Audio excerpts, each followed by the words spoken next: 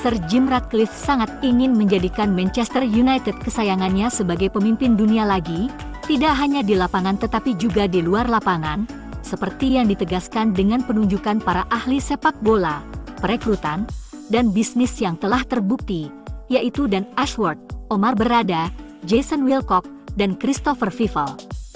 Terakhir, Sam Reid kini telah menjadi rekrutan terbaru yang digagas Ineos.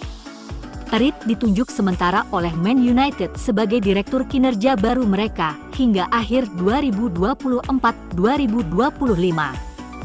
The Mail mengklaim bahwa Ashworth, direktur teknis United, adalah orang yang memburu Reid.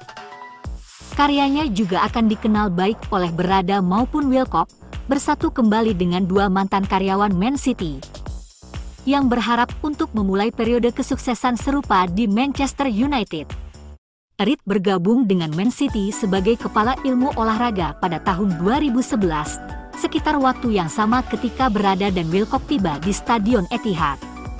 Ia menghabiskan lebih dari 1 dekade di City, sebelum mengambil peran di Amerika bersama kelompok olahraga Madison Square Garden.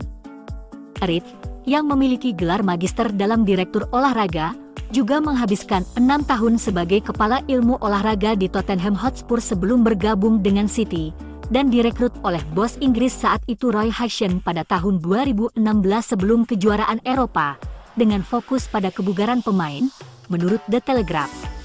Berita bahwa Man United merekrut pakar ilmu olahraga ternama seharusnya tidak terlalu mengejutkan, mengingat besarnya masalah cedera yang harus dihadapi Erik ten Hag musim lalu. City, selama masa Reid selama 1 dekade di klub tersebut, cenderung mengalami lebih sedikit cedera daripada yang dialami oleh banyak rival mereka.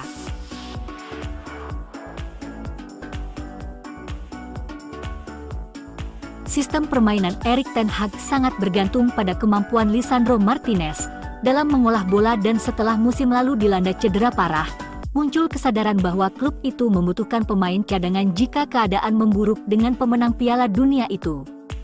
United mencoba merekrut Jarrad Brandtwaite dari Everton karena kemampuannya bermain di sisi kiri dan keterampilannya dalam mengolah bola, tetapi The Toffees akhirnya menolak 2 tawaran besar musim panas ini. Ada target baru yang agak mengejutkan yang ditambahkan ke dalam daftar. Kapten Brighton and Hove Albion, Lewis Dunk, masuk dalam radar United, dan dengan hanya 2 tahun tersisa dalam kontraknya saat ini, Ineos bisa merekrutnya musim panas mendatang. Dan secara realistis bisa mendapatkannya dengan biaya yang lebih rendah. Pemain internasional Inggris itu bermain sebagai bek tengah kiri dan benar-benar berkembang dalam beberapa tahun terakhir, bahkan berhasil mendapatkan kesempatan bermain untuk tim nasional di bawah asuhan Gareth Southgate.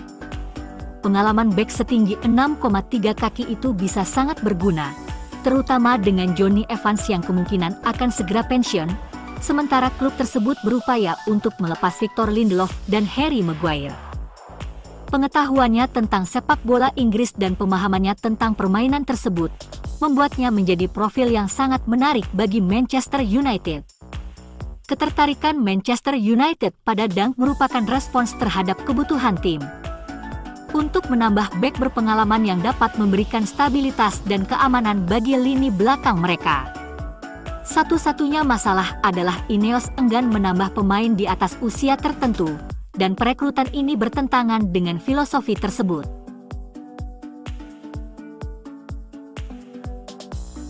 Meskipun tidak tampil untuk Manchester United, setelah menandatangani kontrak jangka panjang, Manuel Ugarte dipilih oleh pelatih Marcelo Bielsa untuk bermain di kualifikasi Piala Dunia 2026 melawan Paraguay sebagai gelandang bertahan.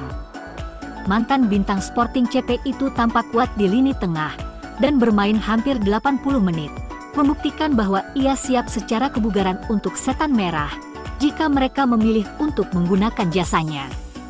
Ugarte memiliki tingkat kebugaran yang baik secara teratur, yang berarti ia akan segera pulih, dan harapannya ia akan tampil melawan Southampton, asalkan perjalanan ke dan dari tugas internasional tidak berdampak negatif padanya dalam beberapa hari mendatang. Ugarte tampil solid dan menunjukkan bahwa ia sangat aman dalam penguasaan bola, sementara menunjukkan bahwa ia juga akan dapat membantu United dalam bertahan, bahkan jika tidak 100% fit, karena ia sering diberi ruang besar untuk melindungi dirinya sendiri. Kegigihannya dalam menyerang akan memberikan keunggulan berbeda bagi lini tengah United, sesuatu yang selama ini hilang. Diyakini ia dapat menggantikan Casemiro yang sedang kesulitan di lini tengah, bersama Kobbie Mainoo dan Bruno Fernandes. Intuisi dan kemampuannya membaca permainan dinilai sangat baik, dan ia selalu siap untuk keluar dari areanya sendiri, untuk menantang permainan intersepsi yang dapat sangat membantu gaya Ten Hag.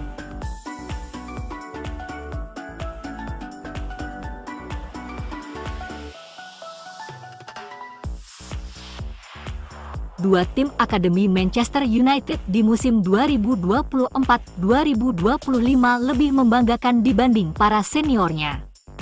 Mengusung gaya bermain yang diinginkan Erik ten Hag, baik tim U21 maupun U18 tampil lebih menjanjikan. Tim U21 telah bermain 4 kali, 3 di Premier League 2 serta 1 Piala EFL.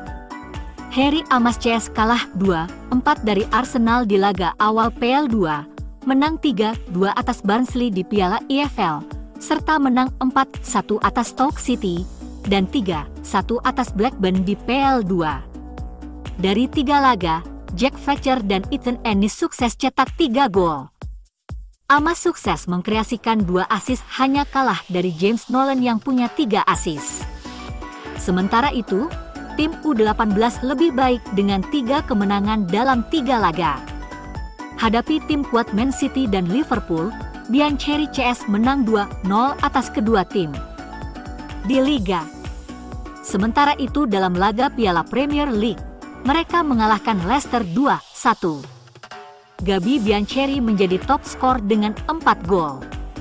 Sementara pemberi assist dibagi rata masing-masing 1, Tyler Fletcher, Zach Bauman, Jayden Kamason, serta Godwill Kukonki dan James Scanlon.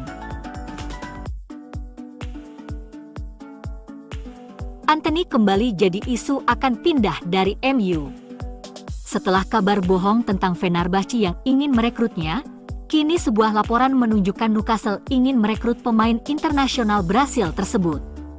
Menurut Chalk Offside, Newcastle berencana merekrut Antony pada bulan Januari. Manajer Newcastle, Eddie Howe dan stafnya, merasa mereka dapat membantu Antony bangkit. Antony, yang ditebus United dengan harga lebih dari 80 juta pound, dianggap sebagai alternatif jika Newcastle gagal merekrut mantan pemain akademi MU, penyerang Nottingham Forest, Anthony Elanga.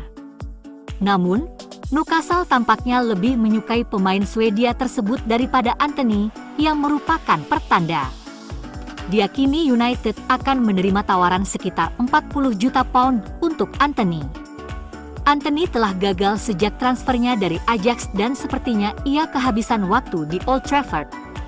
Dia punya waktu musim ini untuk membalikkan keadaan, atau dia akan dipaksa keluar dari klub.